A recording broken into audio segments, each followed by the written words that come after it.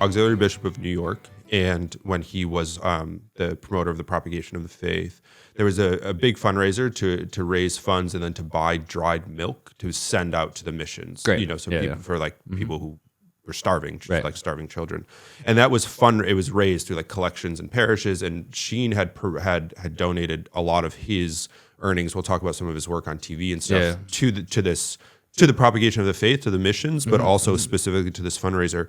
And when they were collected by the Archdiocese of New York and sent out, the Cardinal Archbishop of New York, Spellman, at the time asked for the Archdiocese to be paid for the milk that was being sent. So it was given as a charitable gift, and then he wanted the diocese to be reimbursed after the diocese had paid, which was like millions of dollars. Wow.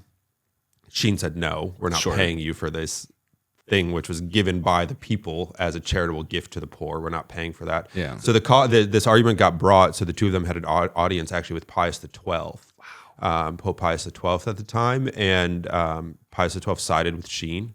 But then through machinations, you know, the Cardinal Archbishop of New York had a lot of clout and power. He was moved from New York to Rochester. He was also canned as promoter of propagation of the faith after 16 years of work, and apparently donating over $10 million of his own earnings from his TV gigs to it. So I mean, he has a long storied career as a priest and a bishop, so America's prelate in that way.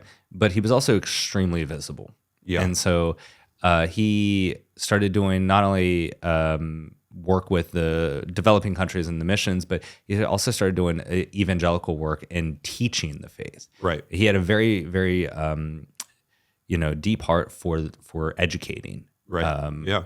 And so he decided to kind of take this motivation, this education drive, and get a TV show.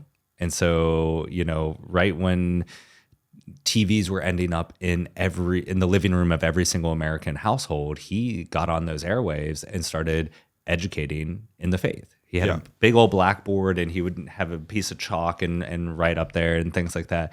And so a lot of his work and a lot of his kind of popularity, notoriety, all of that came from being on TV and really being a pioneer in that sense and stepping into that space when nobody else really was.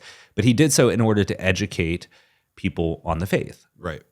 Yeah, and it wasn't just like a rando, like public access TV. He was NBC. On NBC. Yep. He had 3 shows, and he was on NBC beginning in 1930 through 1968. So, 30 years. Yeah, 30 almost 40. Yeah. 38 years on television.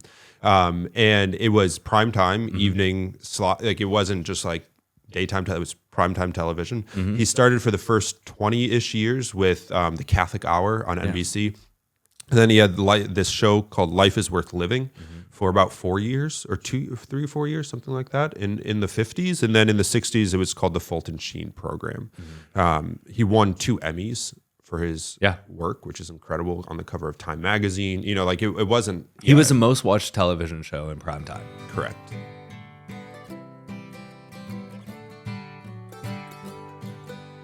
Father Jacob-Bertrand, would you say that you're optimistic about this subscription appeal?